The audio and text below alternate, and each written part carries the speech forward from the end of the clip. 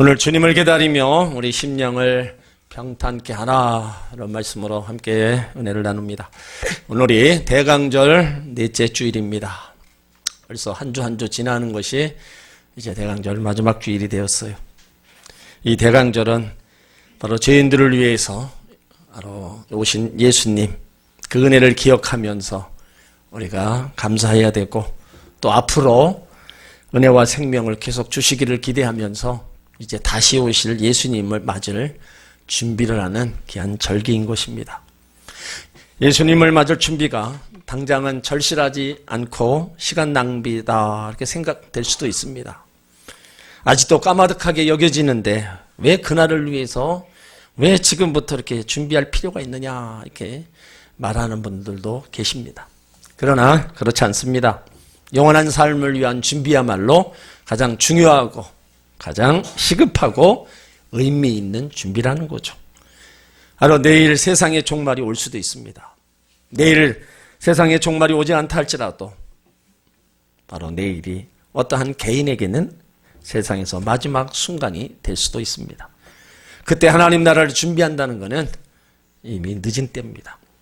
우리는 오늘 주님이 오신다 할지라도, 세상의 종말이 오늘 닥친다 할지라도, 개인의 종말이 오늘 나를 엄습한다 할지라도 우린 주님 앞에 당당히 고백해야 돼요.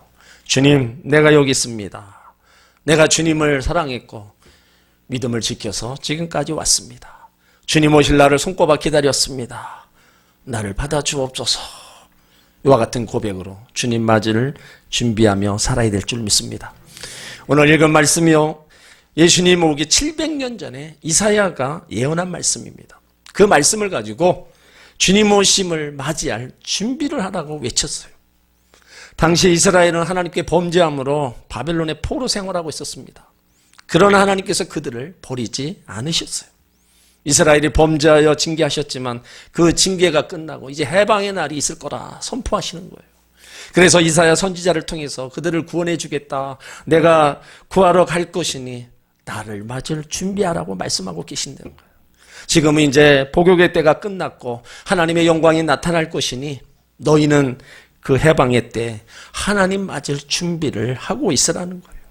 풀은 마르고 꽃은 시들지만, 세상의 것들은 다 변하지만 하나님 말씀하신 것은 반드시 이루어질 것이고 그 이루어진 그날이 바로 있을 것이다. 그러므로 너희는 그날을 바라보며 거기에 소망을 두고 하나님 맞을 준비를 하고 기다리라. 그 말씀을 이사야 선지자가 외치고 있는 거예요. 이스라엘 백성들은요, 선민이었죠. 택한 백성이었는데도 그들은 책임과 의무를 다하지 못했어요. 하나님을 거역함으로 걸고 포로 생활을 합니다. 고향을 잃어버리고 평화와 안식을 잃어버리고 많은 세월을 정말로 힘들게 보내요. 무시당하고 억압받고 험주리고 굶주리면서 이렇게 삽니다. 그러나 하나님은 그들을 버리지 않으셨어요. 그들을 긍휼히 여기셨습니다. 그래서 다시 그들을 찾아오셔서 하나님 백성으로 살게 하시기를 원하셨다는 거예요. 이것이 우리 인생을 향한 하나님의 사랑입니다. 이것이 범죄한 인생을 향한 바로 하나님의 구원의 뜻이라는 거죠. 오늘 하나님께서 이스라엘을 부르시며 당신을 맞이할 준비를 하라고 말씀하셨어요.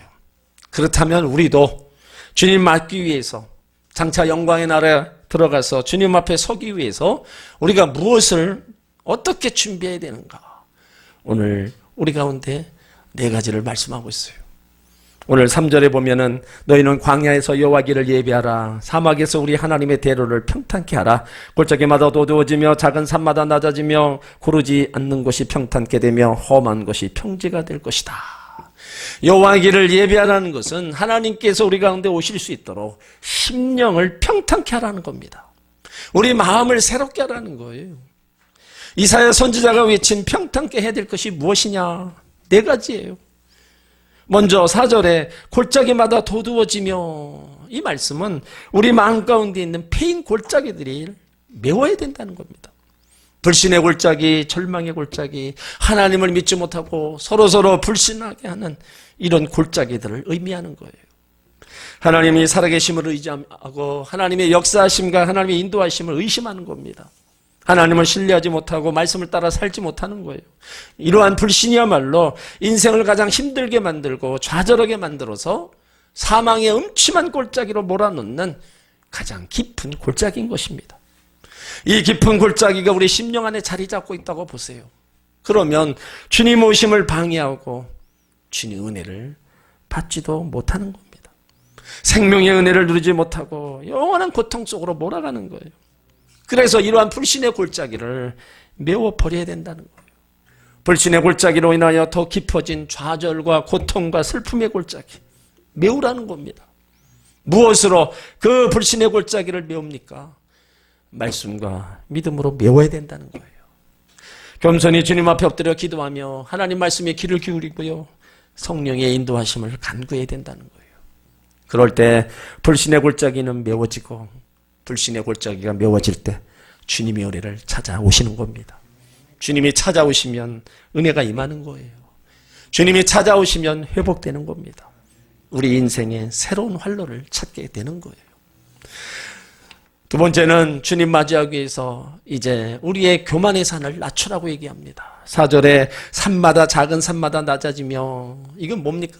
높은 산을 깎아내리라는 말씀인데 결국 교만을 꺾어버리라는 거예요. 마음의 언덕과 산이 참 많은 분들이 있어요. 이 산은 높은 사람이 있고 낮은 사람이 있지만 누구에게나 다 있습니다. 예외가 없어요. 하나님 말씀을 무시하고 하나님 뜻을 저버리고 자신의 뜻대로 살아가는 거예요. 내 심령 속에 하나님이 주인이 아니라 내가 주인에 대해서 나를 주도해 나가는 거예요.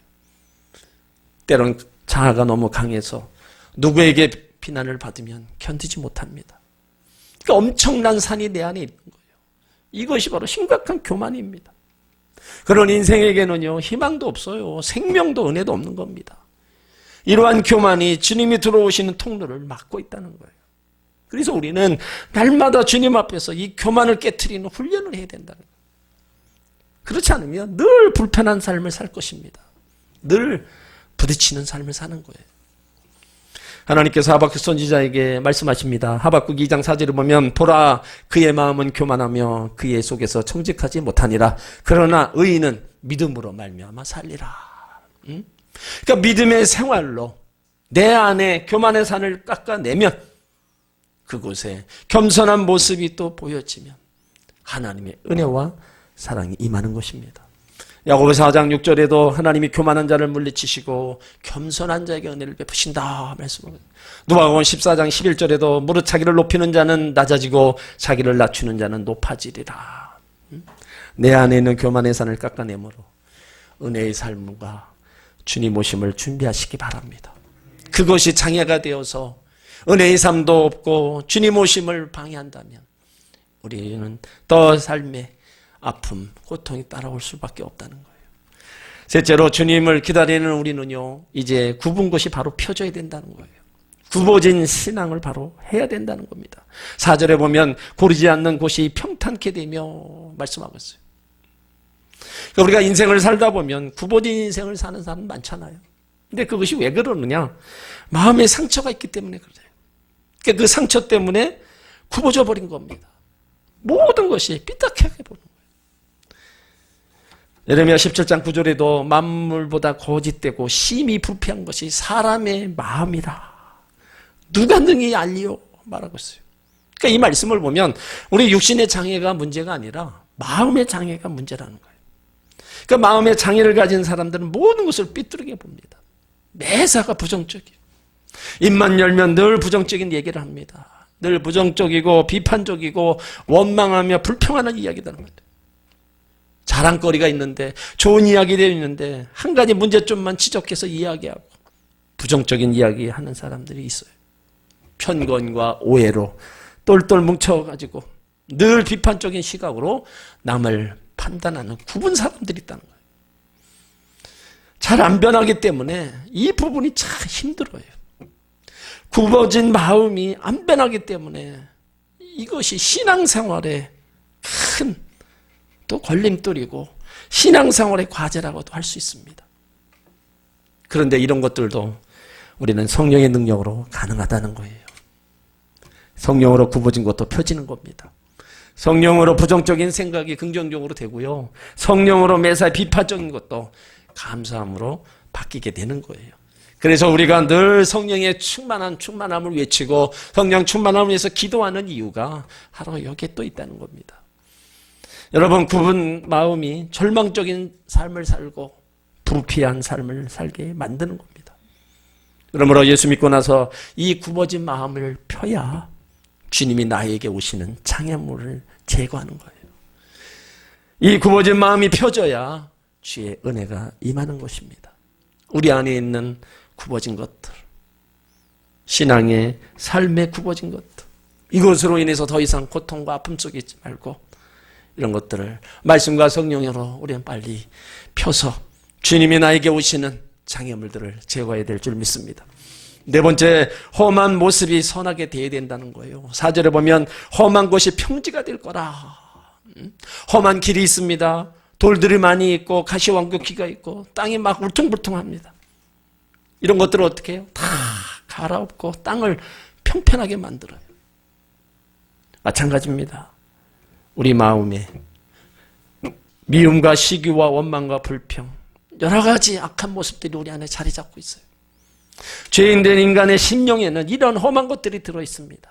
악하고 추하고 거짓되고 음란하고 사납고 이런 이기적인 모습들이 숨어 있는 거예요. 그것이 때로는 나 자신을 걸려 넘어지게 만들고 다른 사람을 또 넘어지게 만든다. 상처나게 만들고 아프게 만들어요. 주님이 오셔서 우리 심령을 다스리시고 인도하는데 방해꾼의 역할을 하는 겁니다. 이러한 종류의 험한 것들을 평탄케 해야 된다는 거예요. 그래야 우리 주님이 우리 안에 역사하고 주의 은혜에 충만한 삶을 살 수 있다는 겁니다. 또한 험한 것들이 속히 평탄하게 하라는 건 뭡니까? 그것들이 튀어나오지 않게 하라는 거예요. 그것들이 튀어나와서 나를 걸려 넘어지게 만들고 다른 사람들에게 걸림돌이 되고 주님 오시는 길을 방해하지 못하도록 하라는 거예요.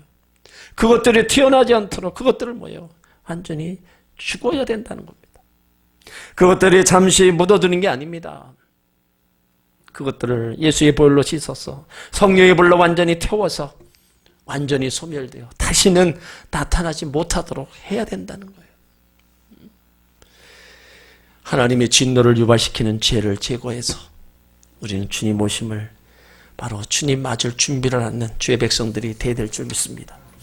이처럼 골짜기를 메우고 산과 언덕을 낮추고 굽은 것을 바로잡고 험한 것을 평탄하게 할 때, 그러면서 주님을 기다릴 때 모든 육체가 주님 오심을 볼 거라고 얘기하고 있어요. 오늘 5절에 보면 여호와의 영광이 나타나고 모든 육체가 그것을 함께 보리라. 대저 여호와의 입에 말씀하셨느니라. 여호와의 영광, 하나님의 임재를 나타내는 겁니다. 예수님이 다시 올 때 하나님의 영광이 나타나고 이 세상 모든 사람들은요, 우리가 예수님과 함께 있는 것을 볼 거라는 겁니다. 이렇게 하나님께서 주의 길을 예배하라, 심령을 평탄케 하라 하시면서 또 이사야에게 외치라는 말씀이 있어요. 인생이 무엇인가를 외치라는 거예요. 오늘 6절에 보면은요, 말하는 자의 소리요 가로되 외치라 대답하되 내가 무엇을 외치리까 가로되 모든 육체는 풀이요 그 모든 아름다운 들의 꽃과 같으니. 대부분의 사람들은요, 자신이 영원히 살 것처럼 생각합니다. 그런데 자신의 인생이 풀과 같고 꽃과 같은 존재임을 분명히 알고 살아간다면 얼마나 좋겠나, 그런 생각이 들어요. 우리가 7, 80년, 100년을 살아도 지나고 나보면 다 허무한 인생이잖아요. 지나가는 세월 모르고 지내다 보니까 어느덧 나이가 먹어. 그래서 지금에서 우리가 뒤를 돌아보면 내가 무엇을 했나, 무엇을 이루어냈나, 뒤돌아보면 없어요. 야곱이 바로 앞에서 고백했던 그 고백밖에 할 게밖에 없습니다. 창세기 47장 8절로 9절을 보면 바로가 야곱에게 묻되 내 연세가 얼마뇨? 야곱이 바로에게 고하되 내 나그네 길의 세월이 130년이니이다. 내 연세가 얼마 못되니 우리 조상 나그네 길의 세월에 미치지 못하나 험악한 세월을 보내었나이다. 130년 동안의 그 삶이 험악했다. 그러면 저와 여러분의 지나온 인생길을 한번 회상해 보시기 바랍니다. 여러분 평탄한 인생길을 걸어오셨어요? 아니면 험악한 인생을 지나오셨어요? 지금 와서 보면 우리 인생이 어떻습니까? 이루 말할 수 없는 고통과 아픔의 시간, 그런 시간들을 우리는 보내왔고, 그런 시간들을 어찌 보면 하나님 은혜로 또 이기고 지금 여기까지 왔다는 거예요. 성경은 말합니다. 우리 인생은 풀과 같고 꽃과 같은 인생이라고. 우리의 존재가 이것과 같은 존재라고 말하고 있어요. 우리들은 자신이 이런 인생임을 인정해야 된다는 겁니다. 이것을 알고 인정하는 것이 구원의 시작이에요. 결코 내 인생이 영원하지 않고 갖고 누리고 있는 모든 것은 영원하지 않는 것을 아는 것이 바로 구원의 시작일 겁니다. 주님을 맞아들일 수 있는 상태, 자신의 인생의 허무함과 무능함을 절감할 때라는 거예요. 야고보도요, 인생의 부와 권세는 풀의 꽃과 같이 지나가니 자랑할 것이 못 된다고 얘기해요. 야고보 1장 10절에 부한 형제는 자기의 낮아짐을 자랑할지니 이는 풀의 꽃과 같이 지나감이니라. 모세도 고백합니다. 시편 90편 5절로 6절에 주께서 저희를 홍수처럼 쓸어가시나이다. 저희는 잠깐 자는 것 같으며 아침에 돋는 풀 같으니이다. 푸른 아침에 꽃이 피어 자라다가 저녁에는 뱀바 되어 마르나이다. 여러분, 이것이 우리 인생임을 인정해야 돼요. 오늘 6절 후반에도 그 모든 아름다움은 들의 꽃과 같다. 그러니까 사람들을 아름답게 하는 것, 힘있게 하는 것, 자랑거리들 다 언젠가 시들어버리는 거예요. 영원한 것이 없다는 겁니다. 베드로도 모든 인생과 모든 인생의 영광이 풀과 꽃다에 비유하고 있어요. 베드로전서 1장 24절에 보면 그러므로 모든 육체는 풀과 같고 그 모든 영광이 풀의 꽃과 같으니 풀은 마르고 꽃은 떨어진다. 하나님 말씀대로 모든 육체는 풀과 같고 그 모든 영광이 풀의 꽃과 같으니 풀은 마르고 꽃은 떨어지고 마는 겁니다. 사막의 열풍이 불어올 때 돋아난 풀과 피어난 꽃들이 갑작스럽게 시들어버리는 것처럼 하나님의 입김에 마르고 시들어버리는 것이 바로 인생이라는 거예요. 이사야도 그래서 오늘 7절에 풀은 마르고 꽃은 시듬은 여호와의 기운이 그 위에 불미라. 이 백성은 실로 풀이로다. 이렇게 이사야 선지자가 하나님 외치라는 것을 외쳤잖아요. 인생의 무상함을 외치고요. 풀과 꽃과 같은 인생을 외쳤습니다. 그러니까 어떻게 풀과 같고 지는 꽃과 같은 인생일 수밖에 없느냐.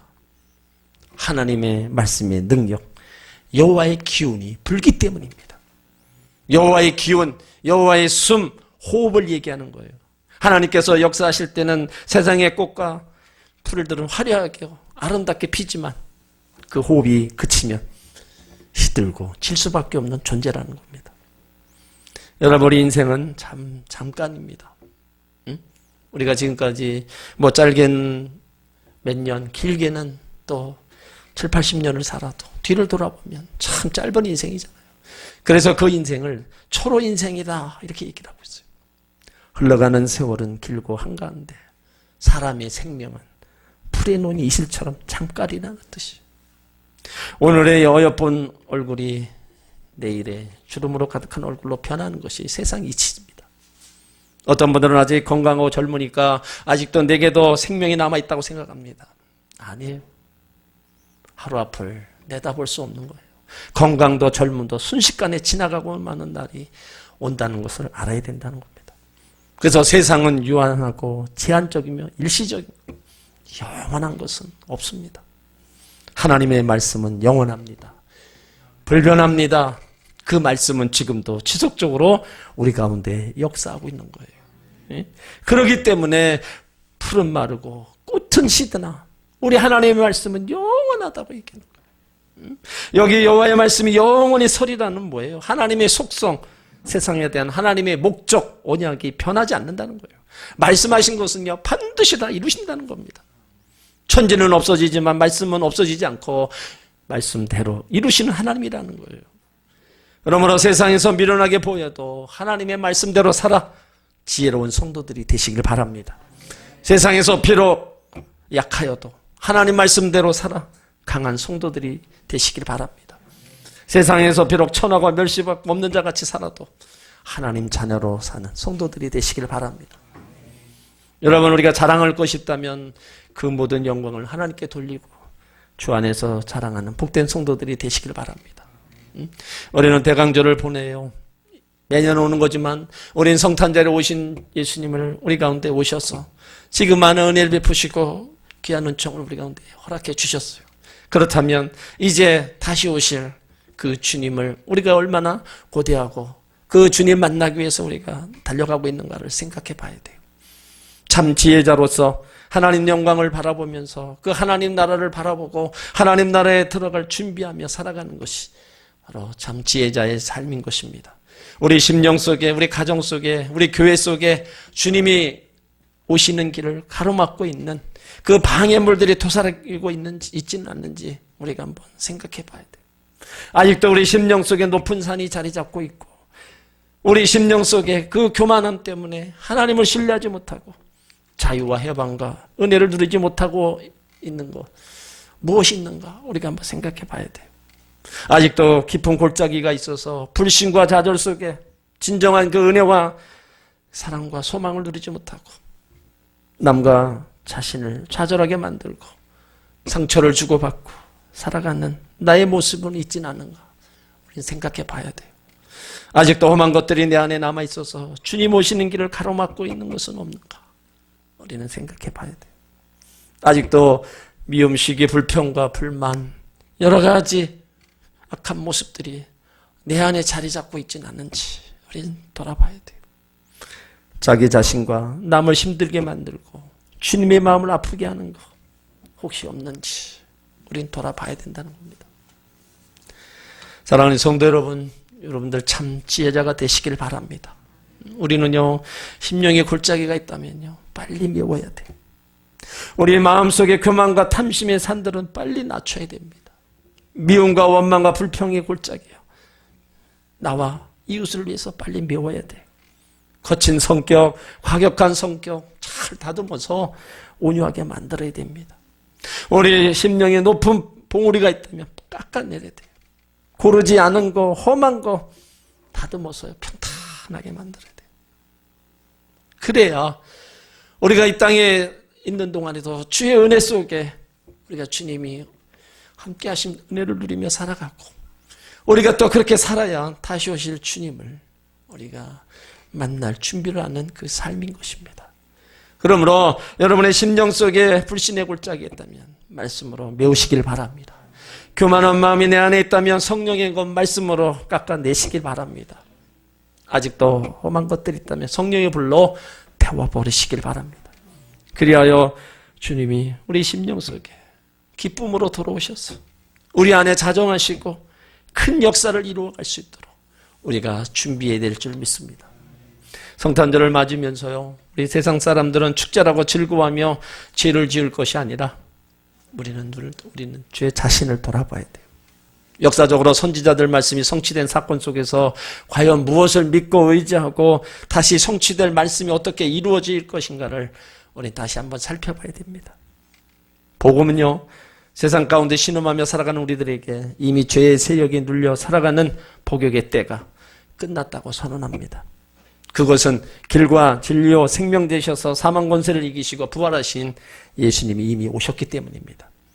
그리고 그 예수님이 이제 다시 오실 것이기 때문이라는 거예요. 사도행전 1장 9절로 11절에 보면 저희 보는 데서 올려와 가시니 구름이 저를 가리워 보이지 않게 하더라. 올라가실 때 제자들이 자세히 하늘을 쳐다보고 있는데 흰 옷 입은 두 사람이 곁에 서서 가로되 갈릴리 사람들아 어찌하여 서서 하늘을 쳐다보느냐. 너희 가운데 하늘로 올리우신 이 예수는 하늘로 가심을 본 그대로 오시리라. 우리 가운데 주신 약속의 말씀이잖아요. 하늘로 가신 본 그대로 우리 가운데 그대로 오시리라. 우리는 코로나로 정말로 힘든 한 해를 보내왔어요. 많은 사람들이 예수님 오신 날이 가까웠다 얘기합니다. 그러면 이번 성탄절을 맞으면서 우리 한번 생각을 해봐야 돼요. 다시 오실 예수님을 내가 어떻게 환영하고 어떻게 맞이할 건가. 우리가 깊이 생각하며 경건하게 우리는 보내야 됩니다. 그리고 장차 다시 오실 주님을 간절히 사모하시기 바랍니다. 예수님을 내 마음에 모시는 것은요 복 중에 가장 큰 복이잖아요. 예수 안에 희망이 있고 생명이 있습니다. 우리 하나님의 자녀고 예수님의 신부들이잖아요. 그러면 신부가 신랑을 기다리고 신랑이 오셨을 때 신랑을 맞이하는 건 당연한 거예요. 근데 미련한 다섯 처녀처럼 지내다가 신랑이 오셨는데도 신랑을 못 알아보고 신랑을 만나지 못한다면 얼마나 불행한 일이에요. 그러므로 예수님이 언제 다시 오셔도 맞이할 수 있는 그런 신부로서 우리는 신앙생활을 해야 될 줄 믿습니다. 이 성탄이 누구에게는 복이지만 누구에게는 죄악의 길로 가는 그 한 걸음 더 나가는 또 성탄이 될 수도 있어요. 우리에게는 성탄의 축복이 있습니다. 우리에게는 성탄의 기쁨이 있고요. 또 우리에게는 그 성탄의 주인공인 예수님을 우리는 신랑으로 삼고 있는 자들입니다. 그렇다면 그 주님 오심을 우리가 더 간절히 사모하고 지금 현재 우리가 이 땅에서 살아있는 동안에는 어떻게 해요? 오늘 이사야가 외친 이 말씀을 우린 다시 한번 되새겨야 돼요. 골짜기마다 도두어지고 산마다 작은 산마다 낮아지고 고르지 못한 것이 평탄하게 되고 험한 것이 평지가 되다. 결국은 우리 심령 안에 일어나고 있는 그런 모든 모습들입니다. 이런 것들을 다 우리가 다스려서 내 심령이 정말로 평탄하게 만들어야 된다는 거예요. 그래야 하나님의 은혜가 임하고 그래야 주님 오심을 준비한 것이고 주님이 오셨을 때 우리는 주님을 영광스럽게 맞이하는 겁니다. 우리는 풀과 같은 인생입니다. 이러한 부질없는 인생의 삶이 결코 허망하게 끝나게 해서는 안 됩니다. 우리 가운데 오신 예수 그리스도로 말미암아 우리는 영원한 생명을 누린 하나님의 사람들임을 믿고 우리 가운데 생명을 주신 그 예수님을 끝까지 따라가면서 그 예수님 만나기를 사모하면서 우리는 열심히 살고 또 열심히 믿음의 길을 가야 될 줄 믿습니다. 그러면 이 땅에서도 은혜 베푸심은 주님이 주시는 거고 주님이 오실 그날에 우리가 먼저 주님 앞에 갈 때는 영광스럽게 주님과의 만남이 있게 될 줄 믿습니다. 기도합니다. 하나님, 오늘 이사야 선지자의 외침을 듭니다. 주의 길을 예비하라. 하나님의 대로를 평탄케 하라.